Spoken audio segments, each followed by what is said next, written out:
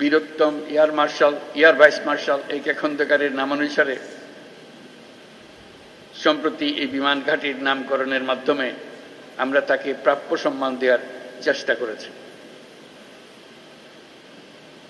বর্তমান বিশ্বের দ্রুত পরিবর্তনশীল প্রযুক্তির সাথে তাল মিলিয়ে চলার জন্য আন্তর্জাতিক মানসম্পন্ন প্রশিক্ষণ ও অনুশীলন অপরিসীম গুরুত্ব বহন করে। এই প্রেক্ষাপটে বাংলাদেশ বিমান বাহিনীর সদস্যগণ নিয়মিতভাবে বহুমাত্রিক প্রশিক্ষণ কার্যক্রম ও অনুশীলনে অংশগ্রহণের মাধ্যমে নিজেদের জ্ঞান ও দক্ষতাকে যুগোপযোগী করতে সদা সচেষ্ট রয়েছে, যা এই মহড়ার মাধ্যমে আমাদের কাছে স্পষ্ট হয়েছে। দেশের সার্বভৌমত্ব ও স্বাধীনতার প্রতি যে কোনো চ্যালেঞ্জ মোকাবেলায় একটি আধুনিক ও সদাপ্রস্তুত বিমান বাহিনী গড়ে তোলার লক্ষ্যে আমাদের প্রচেষ্টা অব্যাহত থাকবে। বাংলাদেশ বিমান বাহিনী সময়োপযোগী পরিকল্পনা ও দূরদর্শী নেতৃত্বের মাধ্যমে সমসাময়িক ভূ রাজনৈতিক পরিস্থিতি ও কার্যকর আকাশ প্রতিরক্ষার পাশাপাশি বিস্তীর্ণ সমুদ্র এলাকায় নিশ্চিদ্র নিরাপত্তা প্রদানের লক্ষ্যে কাজ করে যাচ্ছে।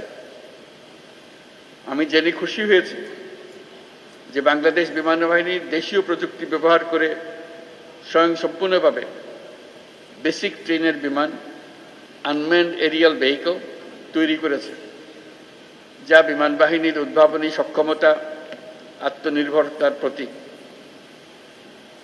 বিমান বাহিনীতে ভবিষ্যতে অত্যাধুনিক যুদ্ধ বিমান, হেলিকপ্টার, পরিবহন বিমান, radar, surface to air missile, UAV সংযোজনের জন্য সরকার বিমান বাহিনীকে সর্বোত্তম সহযোগিতা প্রদান করবে।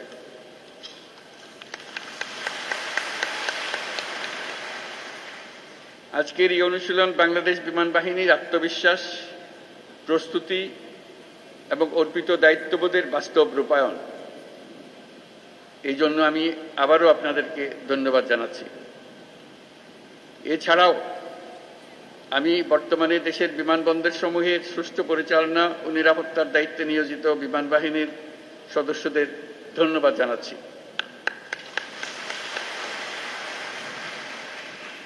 পরিশেষে আমি বিমান বাহিনীর সকল সদস্যদের প্রতি যুগোপযোগী ক্ষমতা অর্জন, দক্ষতা অর্জন এবং পেশাগত কারিগরি সক্ষমতা বৃদ্ধির প্রতি অব্যাহত মনোযোগ বজায় রাখার আহ্বান জানাচ্ছি। দেশপ্রেম ও পেশাদারিত্বই আগামী দিনের নিরাপদ ও সমৃদ্ধ বাংলাদেশ গড়ার মূল ভিত্তি। আমাদের সকলের ঐক্যবদ্ধ প্রচেষ্টায় আমরা একটা নিরাপদ, উন্নত ও শক্তিশালী বাংলাদেশ গড়ে তুলব ইনশাআল্লাহ। আপনাদের প্রতি জাতির আস্থা ও ভালোবাসা অটুট থাকুক।